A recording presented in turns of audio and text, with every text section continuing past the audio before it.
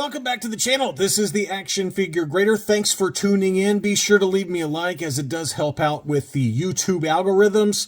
We've got some more recent sales for vintage Star Wars items on eBay, just to give you guys an idea of prices for those of you out there hunting. My buddy Dustin sold 2 custom CAS Yodas that were really nice. I did not know he listed them, and they were stunners. So we'll get to those, as well as some pre-production. We got a vinyl cape Jawa and maybe some less expensive items as well. So just wanted to give you a good assortment here of what is selling on eBay and what the prices look like. We're going to start off with Toy Scout 2. This is a seller we cover a lot. They had this early bird display stand, the mail away version. The box, the original mailer box, was included. Pretty good shape overall, and it sold for $467 in an auction. Pretty good deal, including the box. And that used to be a lot more expensive, even in this kind of shape, which was pretty solid. I think that typically, you know, it was closer to $1,000 for a near mint kind of pristine one, and then goes down from there. But $467, I think you could argue is pretty low. I mean, that's a pretty low number. I was guessing when this one was at auction, I was guessing this would end at like $650 or so. So not a bad price at all for an early bird mail away stand with the original mailer box. And on the other end of the spectrum was this one. Not really sure why this one went as high as it did, but that's the final number for the Cantina Adventure set. This one was not like factory sealed or anything. The box was in pretty rough shape. All 4 of the baggies were opened, as you can see here. I mean, they had the original baggies that were in near mint shape, but they were all opened. They were all open figures. So you can see here that they show them in the baggies, but then they show them outside of the baggies. So the baggies had been opened, and the blue snags had the obvious torso discoloration. The boots were in great shape. It's a shame, again, that the torso was so discolored. I might have had this in a what to buy video. I was not expecting it to go all the way to $15.25, but that was the number.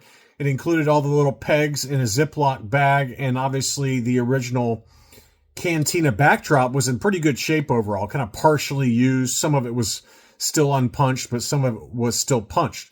But, you know, that was the final number at $15.25 in an auction, 30 bids. But that's the first time I've seen one of these kind of in this loose, complete condition sell, and that was a huge number.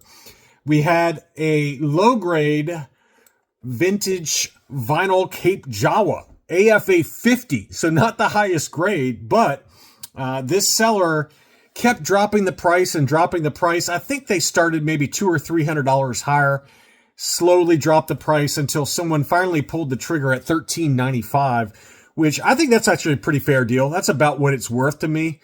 Loose, ungraded, in imperfect condition like this, where you have like a lot of scratches on the hands and things like that, could be $1,100-$1,200. And to get it verified and authenticated and knowing you're getting an actual vintage vinyl cape Jawa, that's about as budget friendly as it gets. We've seen some higher grade examples go into that 2,000 plus range. Very high grade, like AFA 85 with a new case style, is more like 2,800 to 3,000. So for a 50 grade, I thought that was about as budget friendly as you're going to get for a graded vinyl cape Jawa. Not a terrible deal at all. And then we had this one that was an 85 plus brown hair, dark pants, Hong Kong Luke Farmboy, AFA 85 plus archival case. Very difficult to get this high of a grade. I did forget to look it up, so maybe we can do that together in this video using 130point.com. So it was listed for $17.50. If you go to, you know, for those that have not done this before, if you go to 130point.com, in the upper left-hand corner, it says search eBay sales. And once it clicks in, you type in the auction description. I usually take out pluses or any kind of weird, parentheses or slashes, because it messes up the search function sometimes, although it's gotten better. And it did pull it up immediately, and it looks like it sold for $1,400. So that was a massive number, $1,400, but it is an 85 plus. It's every bit of an 85 plus. This seller, I don't know if this is still true or not, but at one point he was putting together the highest graded, loose graded items in the entire world. And he had it for everything, including some Uze bootlegs, things like that. I know he had the Headman Uze bootleg, which is very rare, with the sword and the shield. And I think he was putting together a book. And I don't know if that book is actually going to happen or not. I haven't heard anything about it in a while. I forgot the gentleman's name, but he's kind of been slowly selling off the collection, and probably using the photos that he's planning on using in the picture book if he ever puts it together. But this one was a beauty, and it's not often you see such a perfect condition brown-haired Luke like this. And $1,400 was the best offer that was accepted on that. Look how beautiful that figure is. That's a really nice example of the lighter brown, not the dark brown hair, not the dark brown hair. This one is kind of it's not the dark brown hair either. It's still like a lighter brown hair, although it's darker than the example that we just saw. And again, it's a Hong Kong brown hair, dark pants. This one is brown hair, dark pants. So this is, in theory, the same exact figure, at least in terms of how AFA labels it. Now, it could be lighting, it could be the photos, but you can see how much lighter the hair is versus here. I tend to think that this hair color is a little darker. This is pretty well lit too, but it's still pretty dark. Now, it's still not the dark brown hair Hong Kong. That's a lot different figure. The interesting thing on this one that I pointed out to my Patreons when I sent it out is that the neck, it looks either unpainted or it's degraded. You can see the peach color to his face and even the right below the face. But once you get into the torso piece, the neck it's almost like it's unpainted. I'm not sure if that's the case or not. It's not labeled as such in the auction description, and AFA doesn't label it anyway. But that's a really interesting kind of variation, seeing that kind of weird unpainted neck there. It was an AFA 80, and it sold for $240. So it could be degradation, I guess. It just doesn't look like it to me. It looks too uniform for it to be degradation. But it's something I had never seen before. You see it sometimes with the Spanish figures, where we get unpainted necks like that, or even unpainted faces, unpainted hands. I mean, all kinds of weird paint errors when it comes to the Spanish figures. But for the standard Hong Kongs, that's a very unique item. I thought that was, pretty. It's worth a pickup to me. It's worth taking a flyer at $240 just to have a slight variation.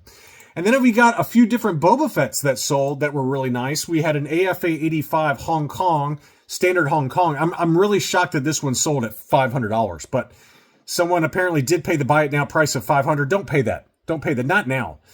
Back during the book of Boba Fett, when Boba Fett anything was going for crazy money, that's what they were going for, about $500. Nowadays, for an 85 standard Hong Kong Boba Fett, even new case style like this, I probably wouldn't pay more than about $250. That's about the number. So again, I don't know if this legitimately sold. This seller is kind of known for buying stuff on eBay and then immediately relisting the items.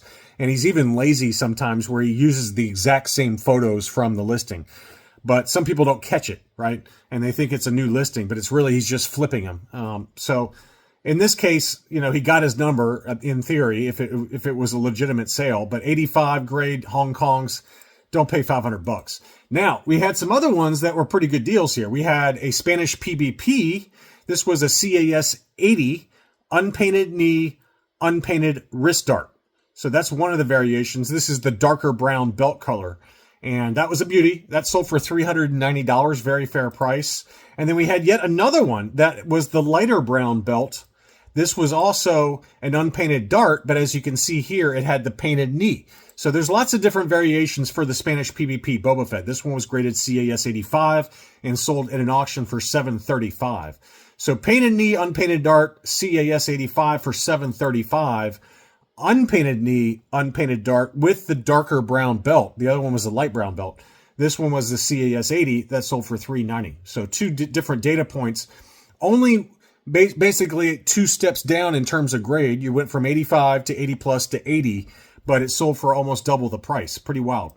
Next up, we had a molded face snap cape Luke. That was an 85 plus. 85 pluses are very tough to find for the molded face Luke. This is, in fact, to my memory, the first time I've seen one come up for sale anytime recently. It was an archival case, 85 plus, and sold for $500. Very fair price. We just talked about one in an auction that was an 85 grade, exact same figure, that sold for a little over $400. So for $500 for the 85 plus archival case, very good deal, very fair deal for both the buyer and the seller, I thought. Now we got some Yodas. We're going to start off with a common one. This was an 85 grade brown snake Yoda. Very nice example though. It sold for $306 in an auction. And then my buddy Dustin, he had some pretty incredible customs that he sent in to CAS. And the first one was a Harbert Italian card back for Yoda. This is a very rare card back. Very, very rare. And this is from the Empire Strikes Back line.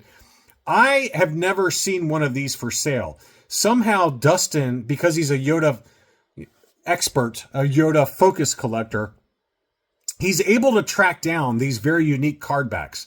It's a beautiful card back. Look how beautiful that card back is. It's just so cool. Italian market exclusive. Get a Stellari. Oh, bada bing, huh?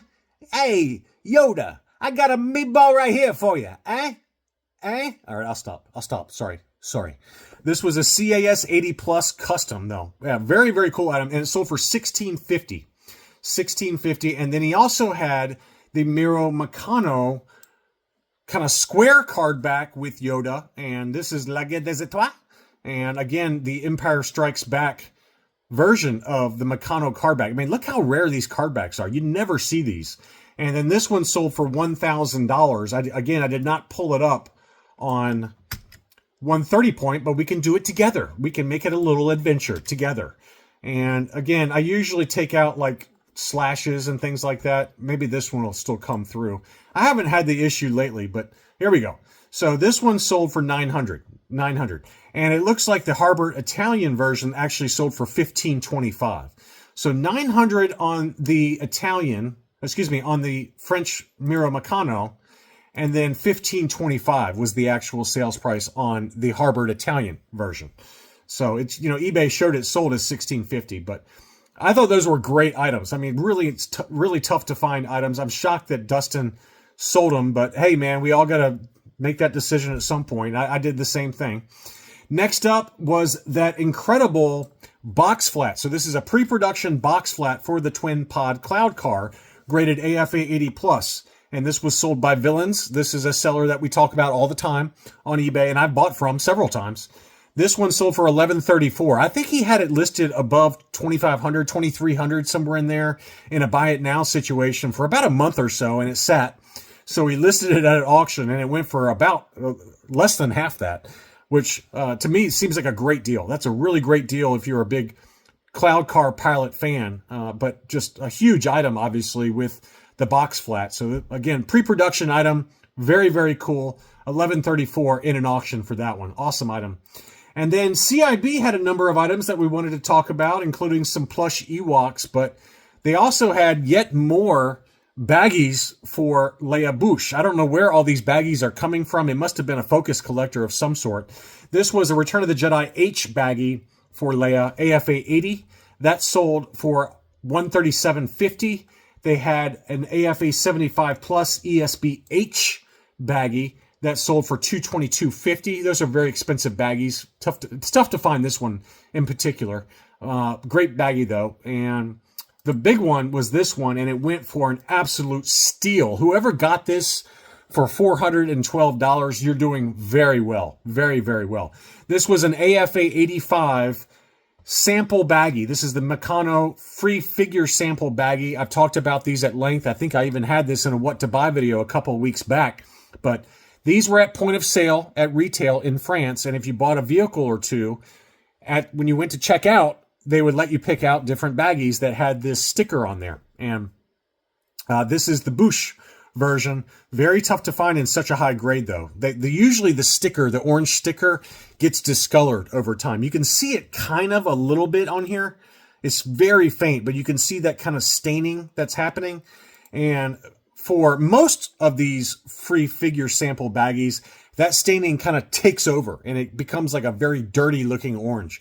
This was still a very vibrant orange, and it's very, very tough to find this. And that was a bargain at $412. absolute steal of a deal for somebody. So congrats whoever got that. Bargain.